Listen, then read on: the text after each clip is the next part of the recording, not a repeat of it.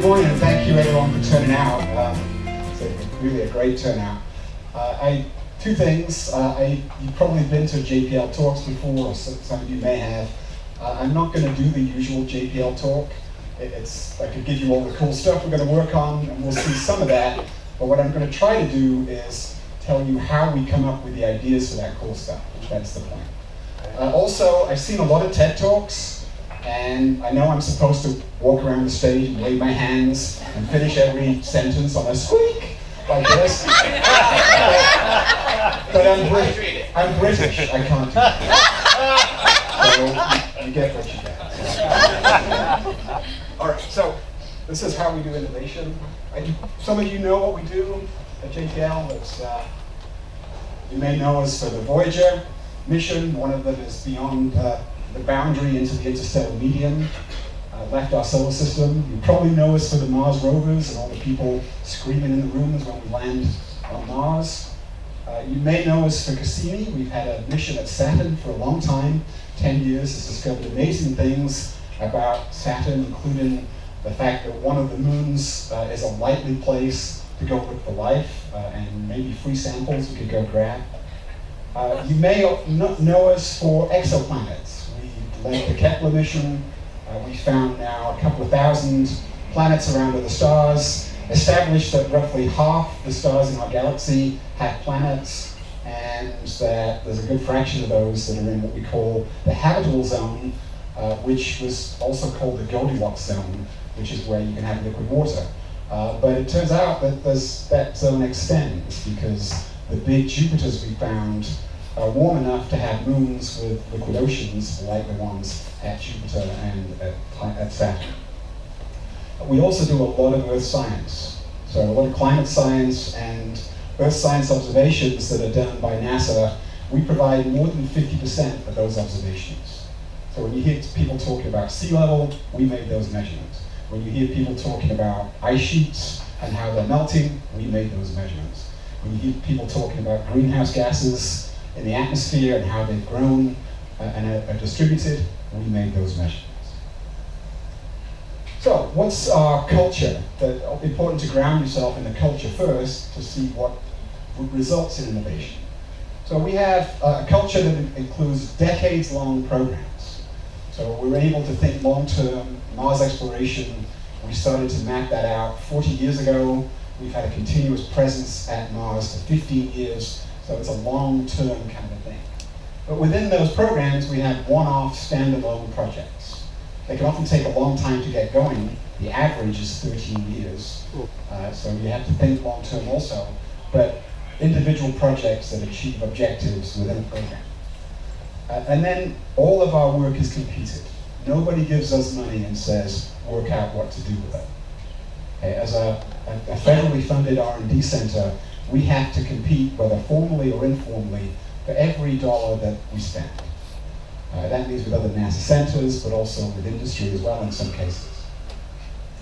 So, what does that result in? We have this frontier and pioneer mentality. We'd like to think we're on the leading edge of things. We have an end-to-end mission capability. So all of our missions, we can do everything except a rocket. We're jet propulsion, but we don't actually do rockets. But we choose not to very often. So we'll partner with industry on a spacecraft or an international partner on an instrument. So we maintain the capability, but we partner with the right people. We have tremendously creative people in both the engineering and the science, and a lot of interplay between them.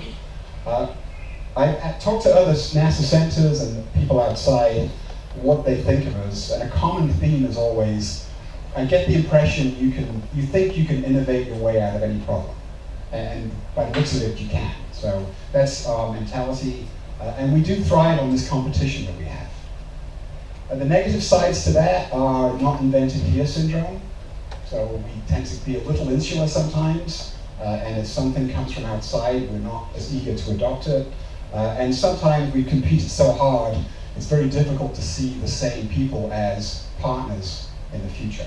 So it's something we have to bear in mind.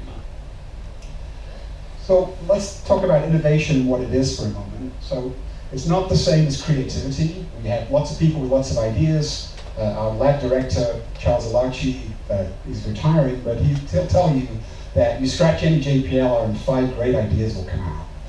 What they have to do, though, is turn those into missions that we can then take to our customer, NASA, and sell and get funded. So that's the innovation part. It's taking those ideas and bringing them to market, which in our case is our NASA customer. So we recognize 2 types of innovation. So one is the exploitation. You've seen these S-curves where things start off slow, but you very rapidly build in terms of the innovation, and then gradually you plateau, and then you lead to a new S-curve with a new technology or a new approach. This is the foundation of Moore's Law, if you've seen it broken down.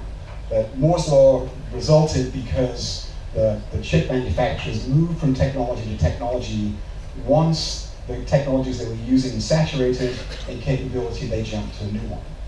So this exploitation is moving up a particular S-curve. Exploration is jumping to the next one. If you put enough of these together, you get what looks like an exponential growth curve. So exploitation provides an initial rapid improvement in capability followed by a plateau, but it requires fairly rapid feedback from customers to be effective. So I often use my smartphone, it's actually an iPhone, as an example of this. So the first one of these was an exploration innovation.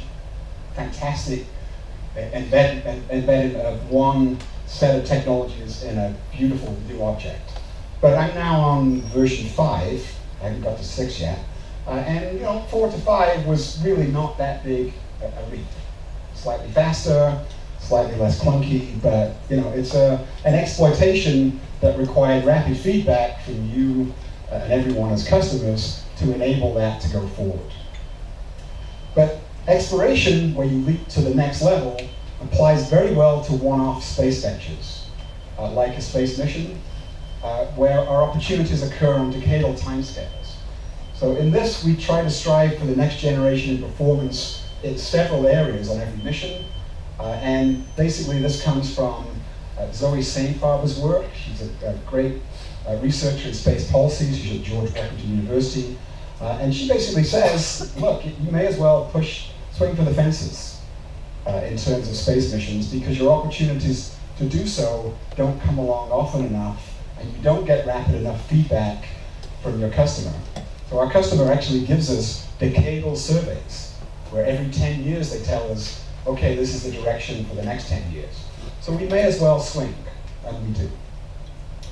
So exploitation fits for us in innovation in how we do work. So that's formulation of new projects, implementation of them, operations, some of the technology tasks we have.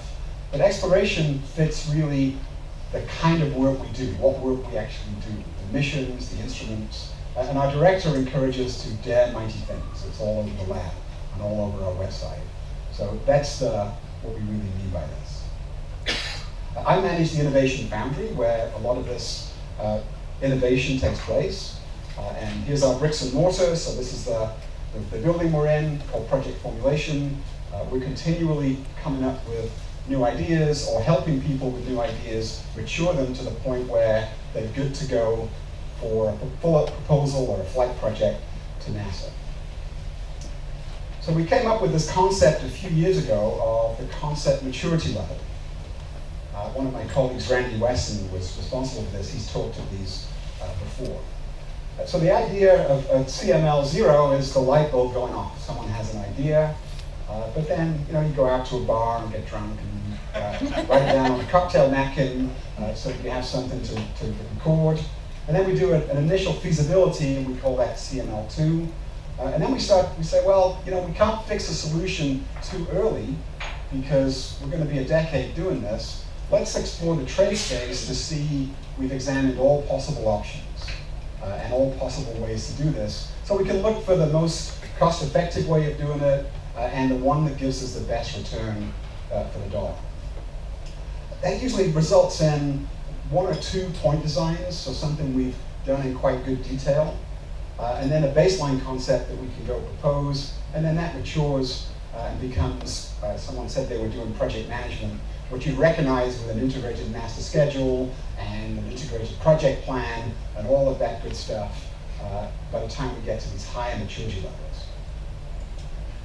So for 20 years, we've had a Team X that does concurrent and collaborative, both are important, engineering of point designs. So it takes a good solution and makes it viable. And so that's a focused team that's divided up into the different spacecraft and mission functions. And from that, you have something that we can actually propose. We have the costs, we understand the risks, we know what the schedule is, and we can take it forward and say, okay, we're ready to go with this, please fund us. And that's been working for 20 years. They've done 1,700 different mission architectures.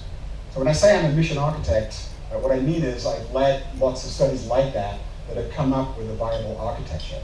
And lots of my colleagues do the same kind of thing.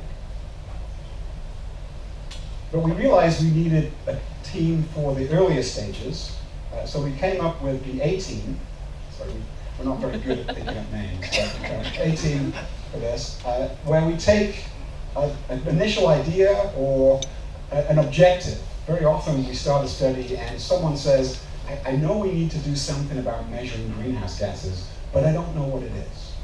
So we can bring that into the A team and we can open up the trade space and examine lots of different ways of measuring greenhouse gases, for example, and look at their advantages and disadvantages, and then say, okay, we understand the trade space, and then the next step is to narrow that down again.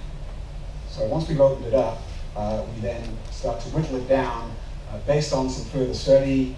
We establish what our value framework is, we look at potential trade-offs, we look at promising directions, and that feeds into our technology investments.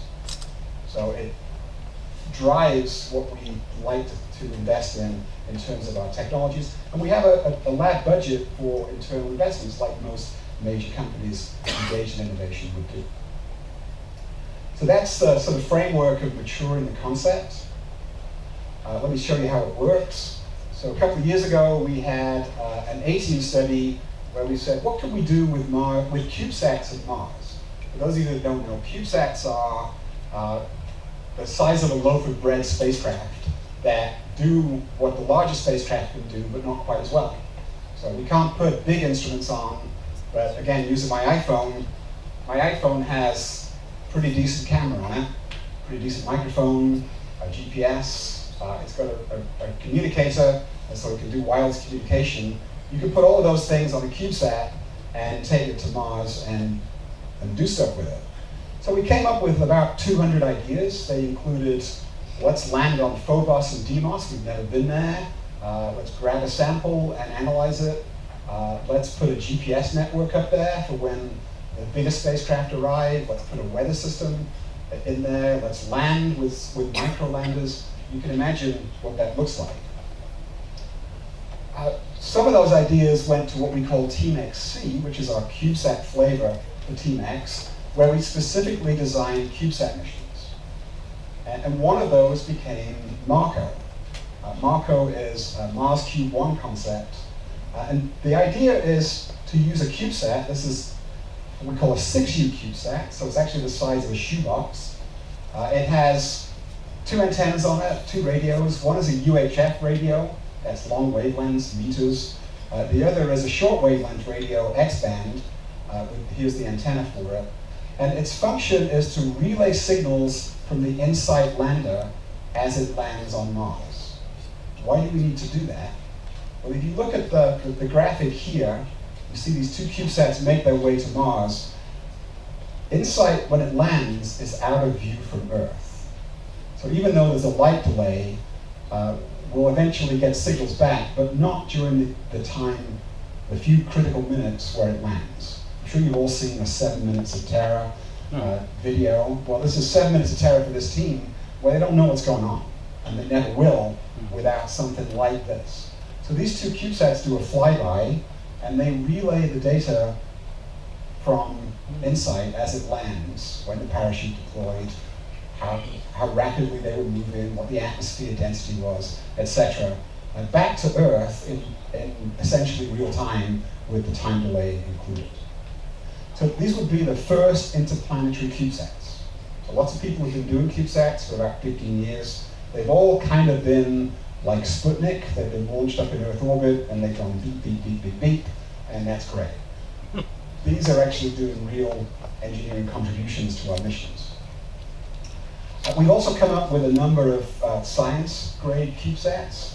So we're working with Professor Sarah Seeger of MIT on this mission, Mysteria. It's got a camera in it, telescope if you like, with very fine pointing so that it can stare one star at a time and look for planetary transitions. So Kepler was almost $1 billion mission that did this for thousands of stars. To do it one at a time, we can do this for less than 10 million, probably a lot less than 10 million. But for one at a time, we can do it at a much smaller amount using current technology. And this is what the light looks like. As the planet transits across, you see this dip because it changes the amount of light you receive. So back to the Mars rover again. We have one going forward in 2020, and pitching that to NASA headquarters was a thing on its own. It has the same chassis as the last one we did, the one that's there right now called Curiosity. It has the same terrifying skycrane landing system that scares the heck out of us. But it's got 7 completely new instruments, 3 of which were JPL instruments that were formulated and proposed from out of the Foundry and our program offices, with an emphasis on detecting the presence of organics. So they're looking for evidence of past life and maybe current life. They'll drill into rocks, they'll split them open, and they'll see if there's preserved organic material in there. But we thought, could we put a helicopter on there? And yeah, the answer is kind of, yeah, you could. So we're working on a helicopter that was again formulated in the Innovation Foundry and proposed out of there. And it has these rotors that are kind of like the size of a fan you'd have in your ceiling fans at home. They're thick blade fans, they spin very rapidly because the atmosphere is very thin. We have a solar panel on top that basically charges the batteries. The thing runs off batteries. We have a little camera, like an iPhone camera, to image wide areas. I'll get to that in a moment. We have a radio to communicate. We've got a beacon that keeps us away from the main rover. We've got autonomy, so software integrated with cameras and sensors to provide a high level of autonomy.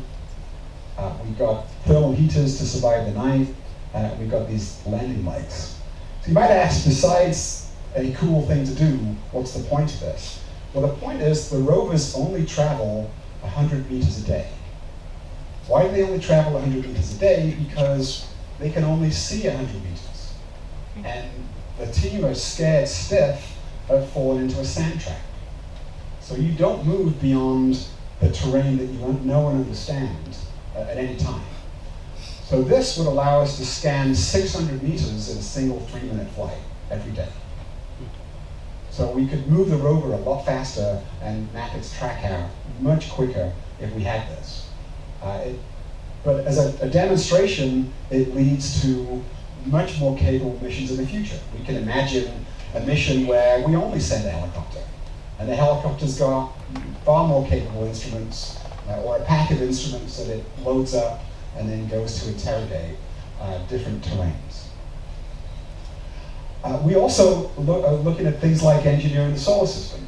So we have this asteroid retrieval, rendezvous and retrieval mission, I think it's actually called a redirect these days, where we could capture an asteroid that's orbiting the sun in a similar orbit to Earth and bring it into the Earth-Moon space. So put it into an orbit around the Earth and the Moon where the astronauts could go rendezvous with it and practice maneuvers, but also practice some of the things they need to do when they go to Mars. CubeSats are a theme for us, but we have a Europa mission that is very well supported. It may include a full-up lander, but we also have 11 CubeSats under consideration So as ride-alongs that do things like this, we might have one that's a penetrator that would penetrate the ice on Europa, one that's an impactor so we can see material cast off into Europa's orbit, and flybys that would image those events and get much closer to the moon than we'd ever risk with the main spacecraft. The main spacecraft will stand off about 50 kilometers. With one of these, we could get down to essentially 0. So much closer interrogation and great science we can get from that. All of this results in a rolling wave of spacecraft we have in the solar system and in Earth orbit that I've mapped out here. We have 20 spacecraft currently and 10 instruments, 10 major instruments observing the Earth. And they range from the Voyagers to Cassini. QuickSat measures ocean winds. JSON-2 measures sea level. GRACE measures gravity, which is essentially water moving around on the Earth's surface. You know about Opportunity, one of the rovers. Dawn just left Ceres to go look at another Maybell asteroid. And all these missions are fantastic, and you would probably say, yeah, keep doing them. But we actually have to innovate here as well. So every 2 years, each one of these missions has to justify its existence. We're not given, as I said, a blank check. We have to say what science we've done and what science we intend to do over the next 2 to 3 years. And some missions do get canceled because that is the story told is not good enough. So we have to innovate there as well. We've worked with the Mars Science Lab over the last year to develop its plan for the next couple of years, and we're hoping that comes back with very positive feedback. But each mission we try and stretch it to its full potential. We're somewhat conservative when we start. We try and be realistic about what we can achieve. But then when we get to places, we realize we could do a whole lot more with what we've got. We can upload new software and do new things. We could return more data if we change our strategy. So we try and innovate there as well. So this is the Foundry. If you want to go to our website, it's jplfoundry.jpl.nasa.gov. I'm happy to leave that up there. I realized that I did not bring along with me a slide that some of you may be interested in, and please ask the organizers if you are. We have a lot of technologies at JPL. We have a lot of engagement in things like the small business program, and I have a nice slide that tells you exactly who to talk to if you want to know more about technologies you'd like to commercialize or how to engage with us in the next few years. And with that, I'll probably take some questions. Thank you.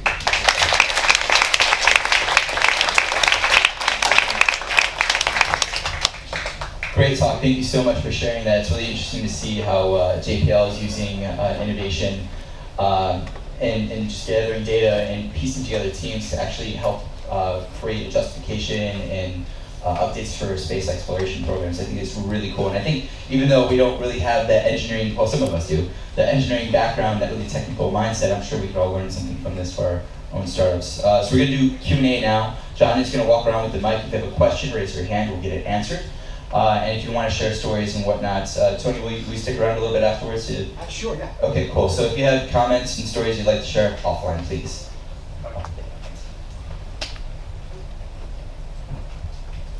So the innovation sequence that you presented works very well for a large organization like yourself that can afford to have all of these organizations. Can you, do you see it perhaps working also in an organization like this where you have many different people, different organizations to cooperate to accomplish the same things? It could if you all band it together. So the trick with Team X and the A-team is not so much that we put that team together, it's that we continually task it. Lots of people have copied us in the Team X especially, and they failed, to be honest, because you stand a team up, you do a study, it's great, and then you don't do another one for 6 months. And all the people you had disappear, they have day jobs, they go do things, other things, and you bring them back into a room to do another study, and they've forgotten what it is they're supposed to do. So it's continually tasking it. So, but they're not full-time. So none of the people we have continuously working this. We have a bench depth, and we bring teams together depending on the problem we're trying to address. But they all know how to work the tools, and the tools are a sort of common infrastructure. Yes. Tony, over here. Hi.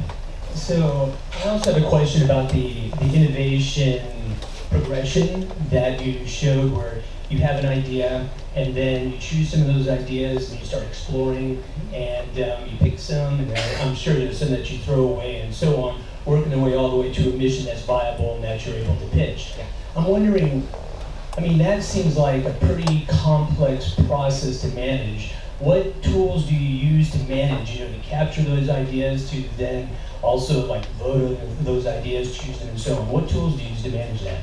So the tools we use to capture stuff, within the A-team, I actually went to our documentarian folks. We have a group that just does documentation, and they do real-time write-up of our sessions. So we capture the activity. Then after that, we construct a value framework. So I mentioned this sort of briefly. Technology readiness is a big deal for us. If it's not ready for technology to fly, then the advancement from the lowest technology level to being ready for flight, I think the average for that is about 25 years. So we have to use stuff that is somewhat mature, at least moving along. And then the other one is science value. So we look at science value and try to say what has the highest science return if we choose amongst these missions. And then the next dimension is risk.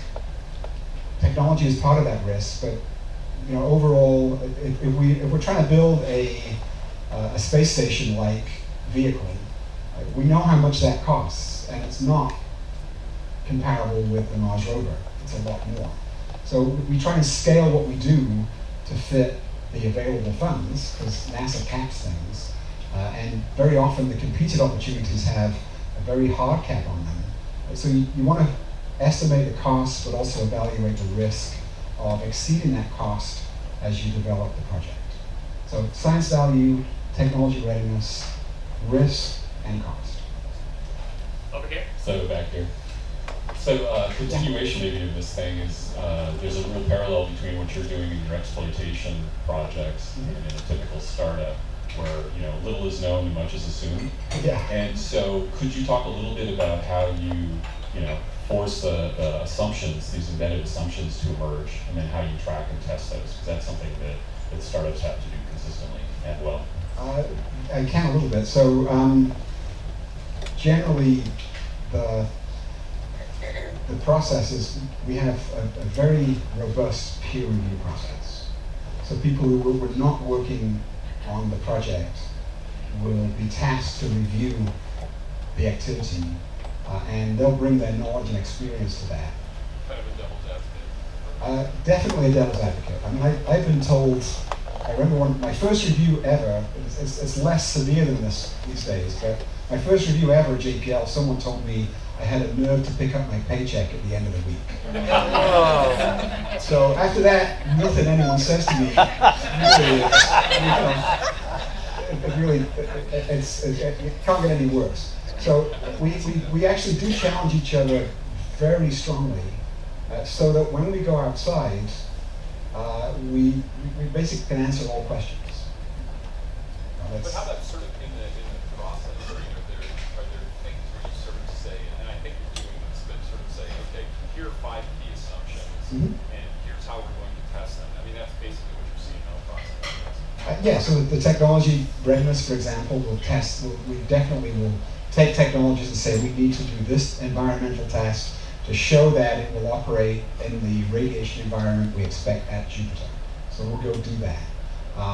We will try to simulate the mission and key aspects of the mission to see if our assumptions hold up under simulation. Is there sort of a core document or a mission or project with all the assumptions? Is there a core document? There is a core document that has all of the requirements. So I think that's the closest analog to that. Tony, over here. Yeah. Two quick things. Risk and competition. I do insurance for tech companies. Yeah. None as big as JPL, but some pretty large ones and some very small startup ones. So I can property capital. Question about how you quantify or qualify the risk other than radiation risk is X. And then competition between the other entities. That's very interesting because a lot of people don't realize that you're bidding against other governmental actors or Sandia or different not-for-profit and for-profit. How is your mindset or your process different from others who are competing, and to what extent are you looking at competition purely on price or on quality? Give me some sense of your We're competition definitely, process. we definitely see ourselves as a sort of a market leader in terms of technical excellence. So price is not as big a deal to us. We do not. We try and keep within the parameters that NASA gives us, and we're quite good at that.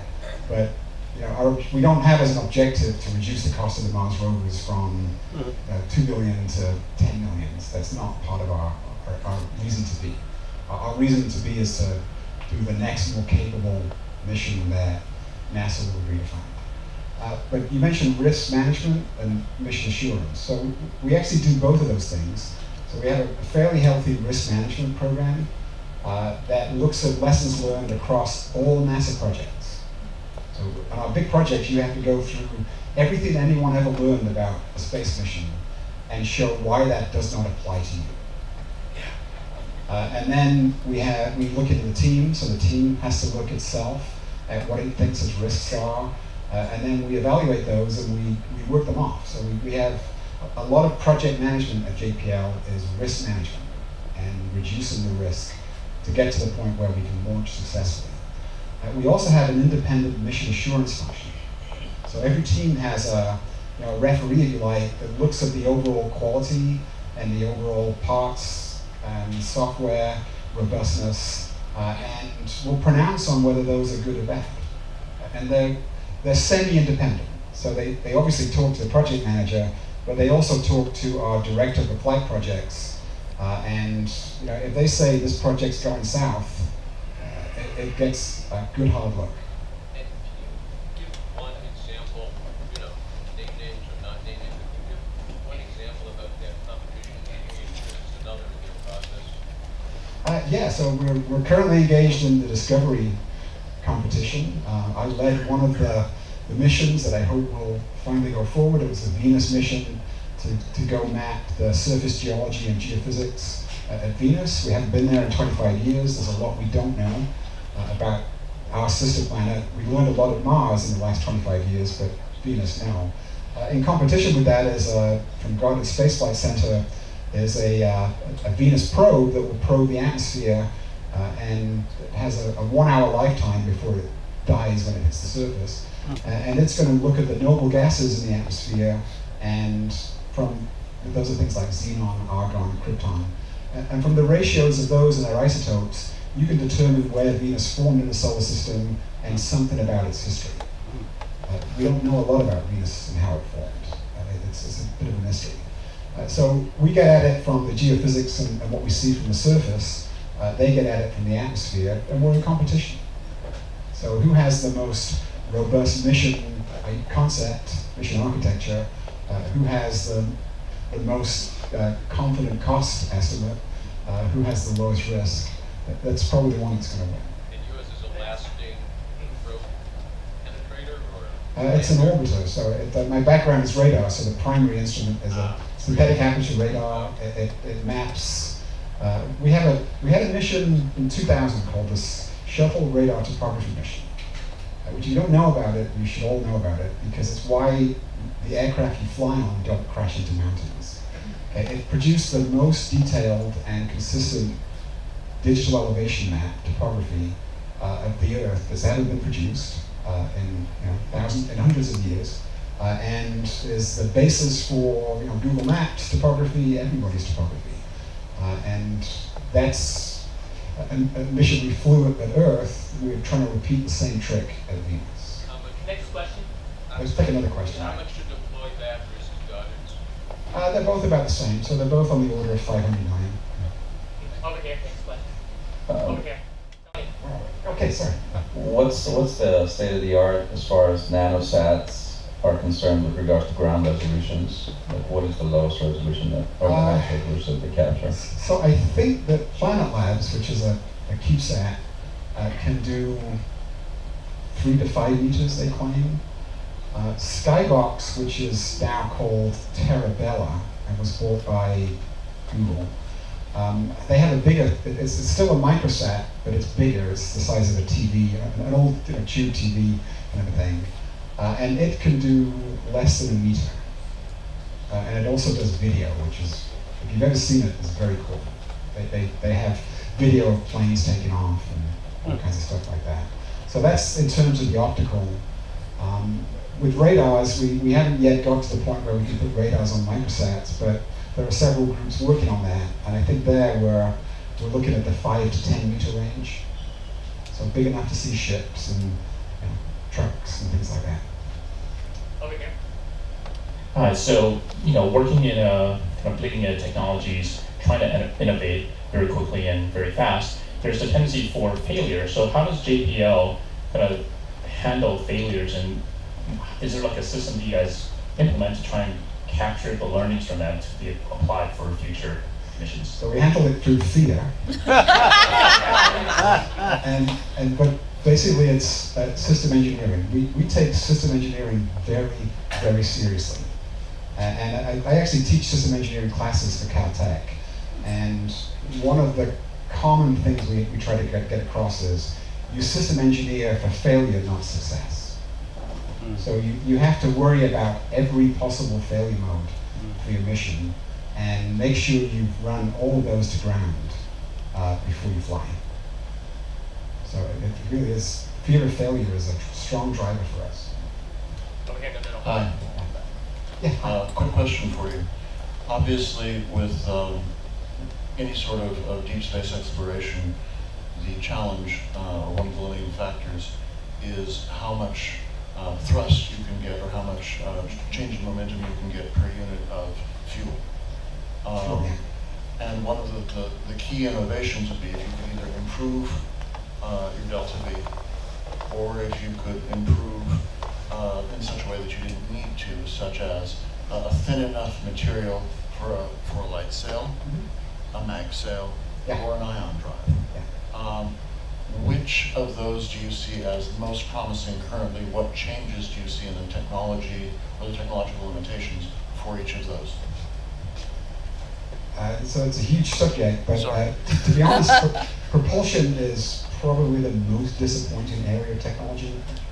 There's lots of talks going around where people will say, the rocket equation hasn't changed since the 50s, and until, if you look at things like SpaceX, they're not really using different propulsion techniques. They're smarter about it, and they use an autonomy to land so that you can reuse stuff, but it's not a radically different propulsion technique.